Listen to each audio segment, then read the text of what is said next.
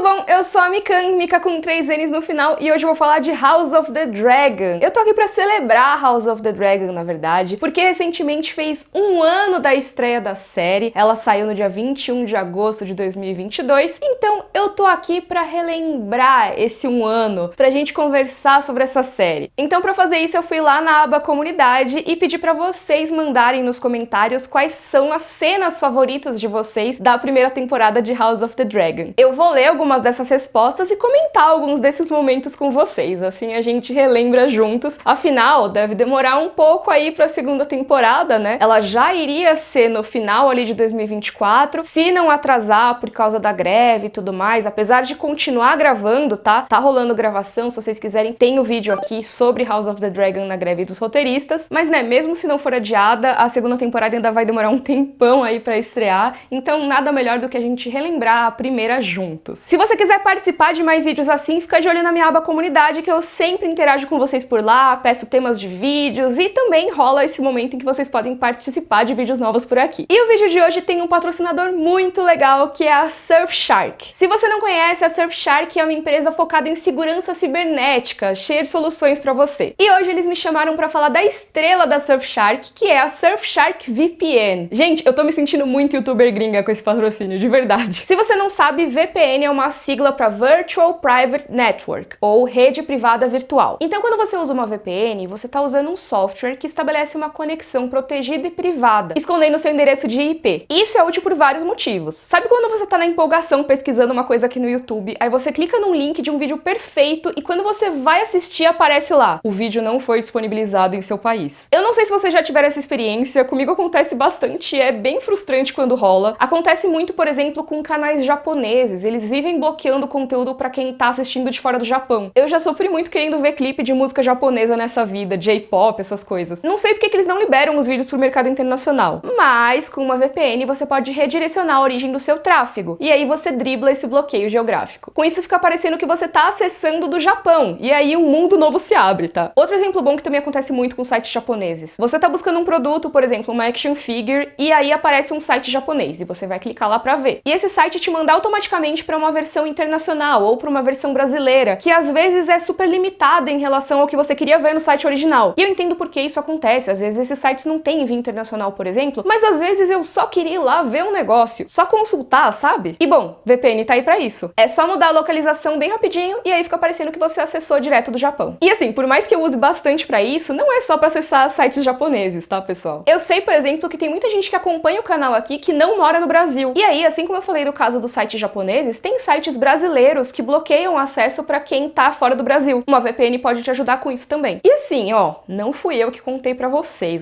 não ouviram aqui, mas o catálogo dos streamings também muda de acordo com o país. Mesmo se você é assinante, tem coisa que não tá disponível no catálogo brasileiro. Mas vamos supor que você esteja viajando, assim, e queira acessar o streaming de algum outro país? Pois é. Saindo um pouco das formas de acessar conteúdo, outro uso das VPNs é nas compras online. Quando você usa VPN, você evita que os sites usem cookies e rastreiem a sua localização para mudar o preço dependendo do lugar que você acessa, sabe? Isso melhora muito a experiência na hora de comprar coisas tipo passagem de avião, sabe? Tudo isso aqui já é bem legal, mas eu juro que melhora, porque a Surfshark também tem o Surfshark One, que é uma solução de segurança bem legal com 4 ferramentas para te ajudar. O Search, que é uma ferramenta de busca que te mostra resultados orgânicos, sem aqueles anúncios ou rastreadores. O Alert, que é um mecanismo de detecção de vazamento de dados pessoais. E é claro, né, a VPN que eu já comentei com vocês, para você navegar de maneira livre e acessar tudo o que quiser. E o mais legal é que a Surfshark te dá uma garantia de reembolso de 30 dias, então pode testar tranquilo. E com o meu cupom você ainda ganha uma oferta exclusiva e 3 meses grátis. É só clicar no link aqui na descrição e usar o cupom MIKAN, que tá aqui na tela. Lembrando, né, MIKAN com 3 N's no final. Valeu pelo patrocínio, Surfshark, e bora pro vídeo! Um ano de House of the Dragon, né, gente? Socorro, passou muito rápido. Parece que foi ontem que estavam começando as lives, teve até o esquenta de House of the Dragon antes. Eu e a Carol fizemos aqueles vídeos sobre a história Targaryen, e aí depois as lives, episódio a episódio. Cara, já faz um ano de tudo isso, e realmente passou extremamente rápido. E uma coisa interessante é que eu não revi House of the Dragon depois da exibição inicial. Eu tô pra rever, mas eu achei melhor deixar um pouco mais perto da segunda temporada. Então, talvez algumas das cenas que vocês trouxerem deem uma reavivada na minha memória, assim, sabe quando tem aquela coisa que você lembra, mas não tanto? Vai ser muito legal relembrar elas depois de tanto tempo, sabe? Porque realmente faz tempo que eu não vejo os episódios. Eu vi algumas cenas específicas pra me preparar pra roteiro e tal, mas os episódios todos em sequência, desde aquela época eu não vejo. Então bora lá ler os comentários de vocês. Obviamente aqui tem spoilers da primeira temporada de House of the Dragon, tá, pessoal? Porque, né, são cenas marcantes da temporada. Começar pelo Gabriel Mota, que disse: a cena em que Rhaenyra sobe as escadas logo após ter dado à luz é muito marcante. Mostra a força da personagem e mostra como a Alicent é uma pessoa completamente sem noção. São palavras do Gabriel, não são minhas palavras, tá, pessoal? Mas realmente essa cena acho que já mostra o antagonismo que existe entre as duas, né? Eu acho que a Rhaenyra, ela já tá muito anestesiada, porque ela já passou por outros partos e ela sabe como os outros partos foram desgastantes, e ela sabe que a Alicent vai exigir que ela mostre o bebê pra deixar muito evidente que o bebê não tem os traços valerianos que deveria ter se fosse filho da Rhaenyra com o Laenor, né? Então acho que essa cena já mostra muito como a Rhaenyra meio que tá acostumada com essa situação, e já mostra pra gente como se tornou essa dinâmica em Porto Real, porque é logo depois do time skip, né? É quando a gente encontra aí pela primeira vez os personagens depois da passagem de tempo, e acho que a cena já demonstra muito pra gente como é a nova dinâmica, agora com Alicent rainha já há bastante tempo, Rhaenyra com seus filhos, como a situação mudou muito entre as duas, desde aquela amizade na infância. GPDino mandou assim: a cena que mais me comoveu foi a que o Viserys fica olhando a família se divertindo junta pela primeira vez no jantar, a expressão que ele faz, como se estivesse entendendo que sua vida está chegando ao fim. Achei emocionante. Nossa, realmente, e esse momento foi uma trégua, né? Tava todo mundo brigando, não sei o que lá, e aí naquela parte específica, ah não, vamos deixar um pouquinho as coisas de lado, vamos ficar aqui a gente numa boa, pelo menos pra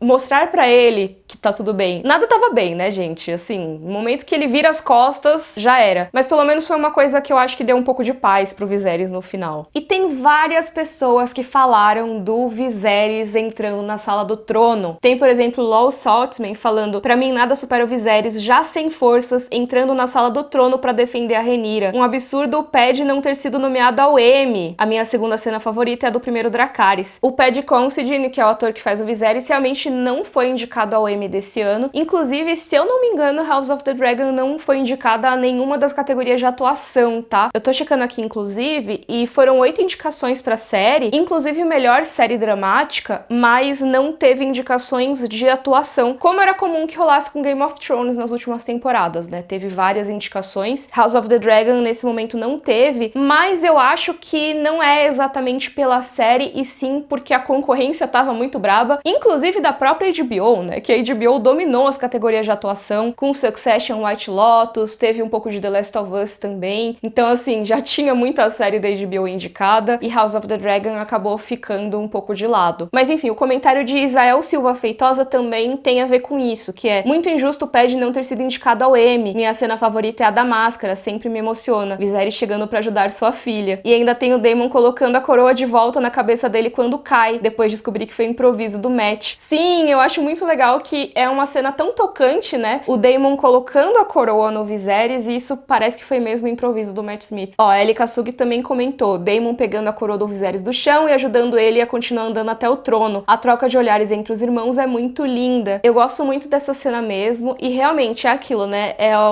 última tomada de posição do Viserys, um cara que meio que a vida toda ele ficou sem se posicionar, ele quis sempre agradar todo mundo, fazer o papel dele sem gerar muito conflito, mas ele não percebeu que ao tentar deixar todo mundo feliz, na verdade ele deixou todo mundo incomodado. Então, em vez de simplesmente decidir o que ele ia fazer, ele foi dando um pouquinho pra cada um, assim, tentando agradar todo mundo, e aí no fim isso se voltou contra ele. E eu acho que nesse momento ele acaba se impondo bastante, sabe? é uma última tentativa. Tudo bem, já era tarde demais, a situação já estava chegando a um nível que não dava pra voltar atrás, mas ele tentou e eu acho isso bem legal da série ter mostrado. Silvia Abel comentou: além da caminhada do Viserys, gostei da cena em que o Harren Strong conhece o bebê recém-nascido, só na troca de olhares cúmplices entre ele, Rhaenyra e Laenor. Eu também gosto muito, eu gostei bastante da forma como a série colocou a relação da Rhaenyra com o Harren, da Rhaenyra com o Laenor e também do Laenor com o Joffrey Longmouth. Eu gostei muito que a série deu algumas respostas em relação a isso, porque eu vivo falando, né, que o Fogo e Sangue, que é o livro que inspirou House of the Dragon, ele é um livro de história, basicamente. Ele é como se fosse um livro de história escrito naquele universo por pesquisadores que pegaram relatos das pessoas que viveram aquele momento e registraram num livro. Então, muitas das coisas que são narradas ali em Fogo e Sangue são, na verdade,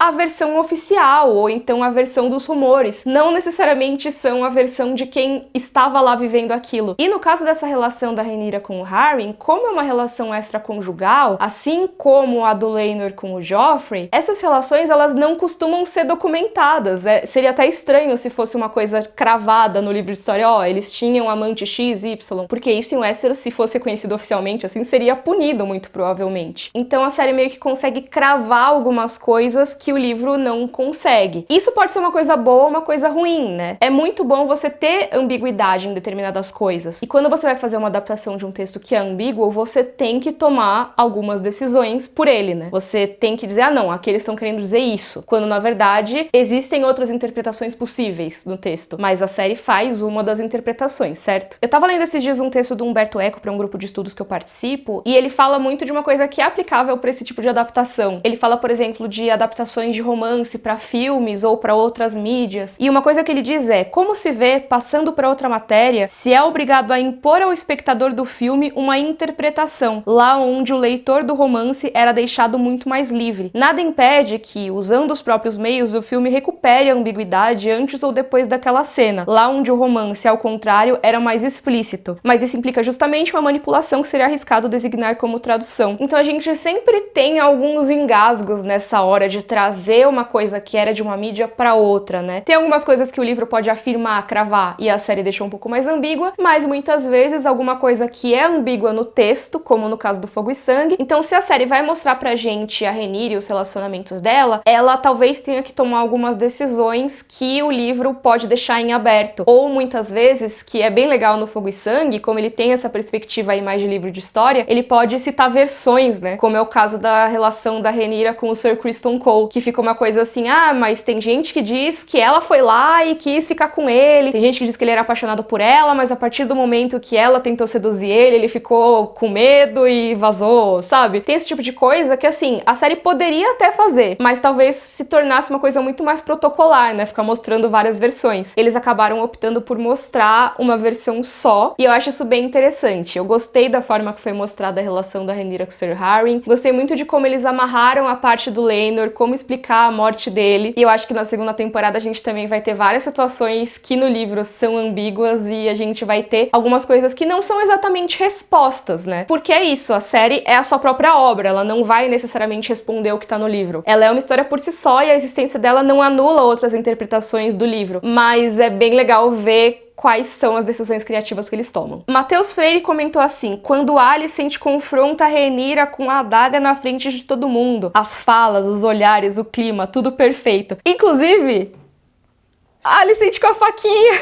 Faquinha não, né? Com a adaga. Where is duty? Where is sacrifice? Realmente, essa cena é muito boa. Olivia Cook arrasou, assim. Meu, tanto Olivia Cook quanto Emma Darcy, incríveis nos personagens. E é aquilo, né? Eu acho que a atuação da adolescência também é muito boa, tá? Eu acho que eles escolheram um elenco muito bem pra essa série. Mas, realmente, como brilharam as versões adultas, né? Eu acho que essa cena do confronto é incrível, assim. É realmente toda essa tensão que tava rolando até agora, né? Toda a passiva-agressividade que tinha entre esses dois lados da família, família, em algum momento isso tinha que ser extravasado. E é essa cena que mostra que, cara, não tem mais como ter papinho aqui. Não tem mais como, ai, pede desculpas, sabe? Não, cara, literalmente a brincadeira só é legal até alguém perder um olho, sabe? Assim, literalmente o cara perdeu o olho. Então, não dá mais pra conversar, tá tudo errado, a gente tem que ver o que faz com essa família. Mas é lógico, né? Não é como se tivesse dado muito certo, porque o Viserys ainda não tinha muito sacado que ele precisava tomar essa posição, e deu no que deu. Jazilane Araújo comentou: difícil escolher só uma cena, viu? Então, como tem duas protagonistas e a série tem duas fases, vou indicar 4 cenas. Olha que trapaça! Vamos lá. Fase 1. Rhaenyra matando javali depois sendo reverenciada pelo cervo branco. Alicent e sua entrada esplendorosa com o famigerado vestido verde no casamento. Fase 2. Alicent mostrando os pés, bem complexo, jogo de forças representado ali. E a cena final da temporada, Emma Darcy entregou tudo com um olhar. Aliás, essa cena final, Magani também comentou, né? O final onde a Rhaenyra percebe finalmente que vai ter que escolher fogo e sangue. Que eu acho que é isso, né? O olhar mesmo de tipo, cara, não dá pra não escolher fogo e sangue nesse momento, sabe? Mas realmente, a cena dos pés da Alicent e tal, é uma cena que não tá no livro, e até por isso tem gente que deu uma criticada, tem gente que elogiou, tem gente que criticou. Eu, particularmente, acho muito interessante terem colocado, porque é isso, mostra o jogo de poder. Mostra que, infelizmente, em uma sociedade como a de Westeros, as mulheres acabam tendo que se submeter a determinadas coisas em troca de poder. Que o poder que elas têm, muitas vezes, não é um poder de verdade. Não é um poder em que elas simplesmente fazem o que querem, como a gente pensa num Joffrey de Game of Thrones, por exemplo, sabe? Meu, o cara simplesmente, vou decidir matar alguém aqui, pronto, decidiu. Não, pra determinados personagens, o poder é uma coisa com muito mais nuance, muito mais e se. Você tem que contar com muitas variáveis ali. E o caso da Alicent, eu acho que é muito isso. Ela conseguiu sim muita influência na corte, mas até que ponto ela tem controle sobre as próprias escolhas? Até que ponto que ela não é obrigada a seguir o que o pai dela manda, o que o Viserys manda quando era vivo, e depois o que outros personagens vão exigir dela pra que ela consiga se manter naquela posição. É muito complexo e eu acho bem interessante ter sido mostrado, apesar de ser super desconfortável, né? E o personagem do Larys também é um personagem muito interessante. No livro, ele já era um grande mistério, e na série eles estão mostrando um pouco mais de coisas, eles estão dando mais respostas sobre ele do que no livro, mas também estão gerando algumas perguntas a mais, então eu tô achando bem interessante acompanhar ele. Mas é aquilo, né? Detestável. Paulo Lucas comentou: a cena da Rhaenys montada na Meleys invadindo a coroação do Aegon. Nunca vou esquecer o quanto eu surtei quando isso aconteceu. Essa cena é polêmica, hein? Essa cena é polêmica, porque eu acho que hoje em dia talvez seja uma das cenas mais criticadas da série, porque fica aquela coisa, tá, beleza, ela fez isso, matou um monte de gente, mas ela não acabou com a guerra. Ela podia ter acabado com a guerra naquele momento. Eu não sei, não tô aqui pra dar respostas nesse momento. Eu acho que talvez valesse um vídeo só disso, né? Mas é aquela coisa, é a regra do legal, né? Pô, é mó legal, né? Ela quebrando tudo, o dragão lá dando um rugidão na frente de todo mundo, e ela saindo rainha como ela é, né? E assim, eu queria naquele momento que fosse só um Dracarys. Queria,